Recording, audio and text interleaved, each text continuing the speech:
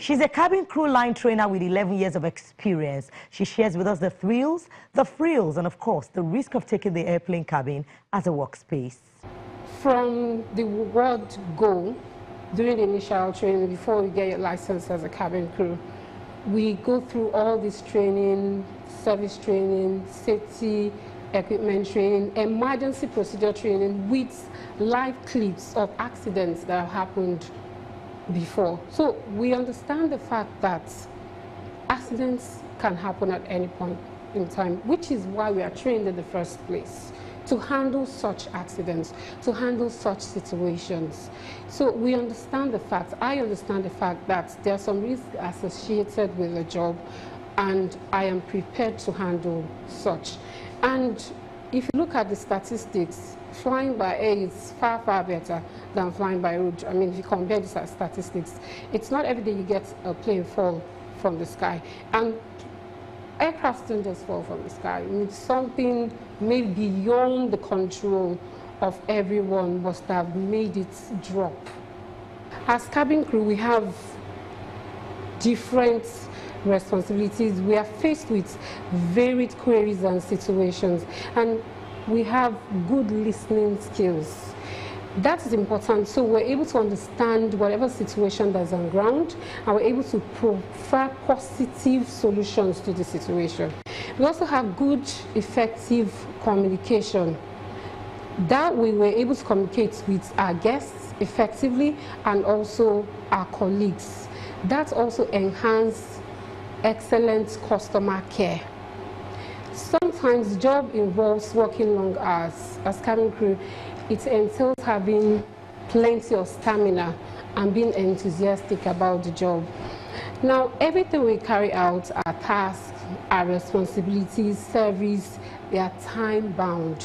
So it's important that you're organized as a cabin crew and we can work well under pressure. No matter how much a passenger tries to get on your nerve, you must be able to work professionally and be diplomatic about the way you handle passengers. We know that at some times of the year that it's turbulent. We understand what it's all about. It's not about the aircraft, it's just about the weather. And the pilots are experienced, they are trained, they are well trained, they have the best of trainings. So they're able to handle whatever comes their way. We understand when it's light, we understand when it's moderate, we understand when it's severe. We know all of that by virtue of the training that we've had. So it's normal, the aircraft just goes through that phase and then it's over. Passengers will become aggressive, and because they spend the most time with cabin crew, they tend to take it out on cabin crew because you're wearing the uniform, you're representing the airline, they tend to take it off.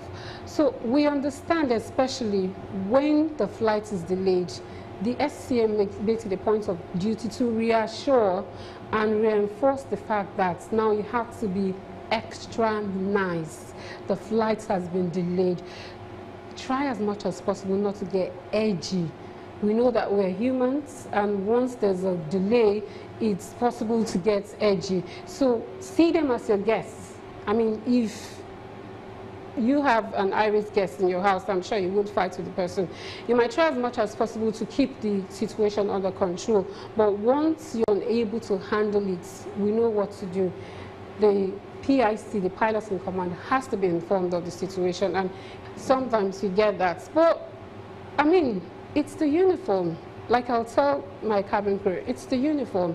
I mean, if I wasn't wearing this uniform, nobody would say, come take that and put it in the head locker, or it's your job. No one will do that. But come to think of it, you're spending just about 45, 55 minutes, 1 hour with a group of passengers. Why not try as much as possible to be professional and diplomatic with the way you handle passengers? I find out that with experience, from experience, I've discovered that once I'm professional and diplomatic in the way I approach passengers, they don't go beyond the boundaries.